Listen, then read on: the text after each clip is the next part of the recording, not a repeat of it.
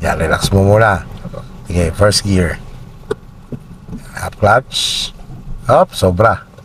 Start ulit. Talagang kailangan pagka bumibitaw ka, lalo na't galing kang tigil, dahan-dahan talaga ang bitaw. Yan, stay muna, o gas muna.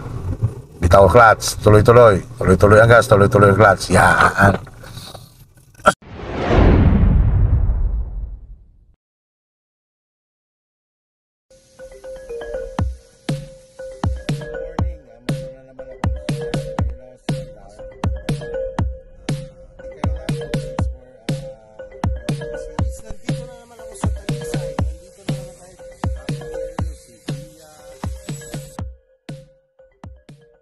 Sa pagka lumiliko ka, lalo na kapag ganito limited space or makipot, ang paa mo nakaantabay kay clutch. Yan. Antabay siya. Parang kukontrolin mo ang sasakyan mo sa pamamagitan ng clutch. Yan. Tapos pagka ganyan, bitaw lang ulit, sabay gas.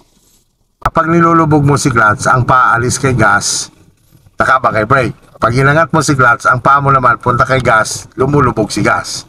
Umaangat si clutch, lumulubog si gas. Okay.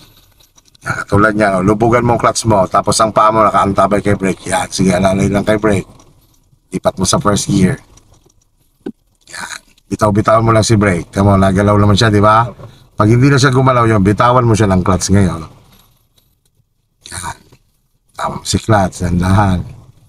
Yan. Ganun lang ulit. Praktisin mo yung ganon, yung lumulubog ang clutch mo kapag ikaw ay lumiliko. Tapos pag ayaw niya gumalaw, bitaw-bitawan mo ulit ang clutch mo. Kukontrolin mo siya sa clutch. Yan, lubog si clutch. Yan, nakantabay lang kay tama, lipat sa first gear. Lubog si clutch. Yan.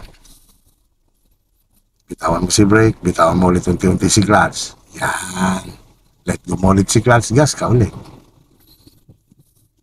Sa gusto mo siyang kontrolin, lubog si clutch. Kailangan kasi, Lib, kapag halimbawa, nasa biting point ka na. Tapos, di ba, mabilis ang lipat kasi yan sa gas eh. Kapag nag-gas ka na, huwag mo siyang bibitawan. Kumbaga, sasabayan mo ng paggagas yung pag-aangat mo ulit ng clutch.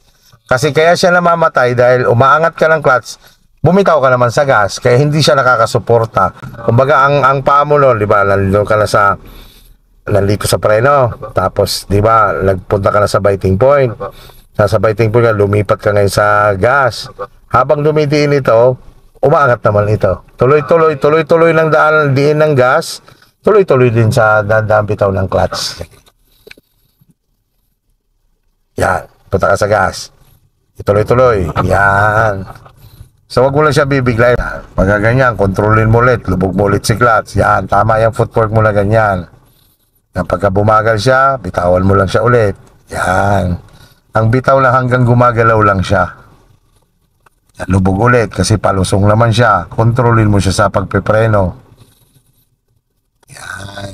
Para makokontrol mo yung pagliko mo. Yan, relax ka lang. Yan. Sige, tara. Op, yan. Nawawala sa timing. Normal lang yan, kaya mo siya inaaral. Yan, half clutch. Gas mo na.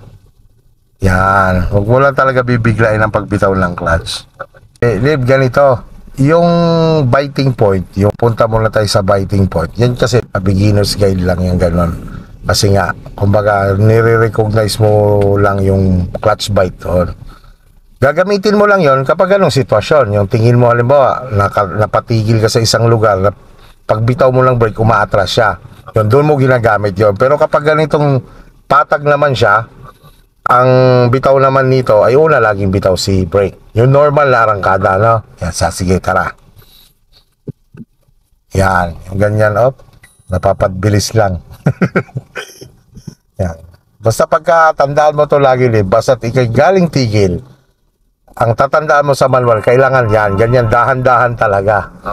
Yan lang naman yan, sa umpisa lang naman yan. Ang challenge nga lang dito yung unang arangkada lang, at saka yung magre-reverse ka.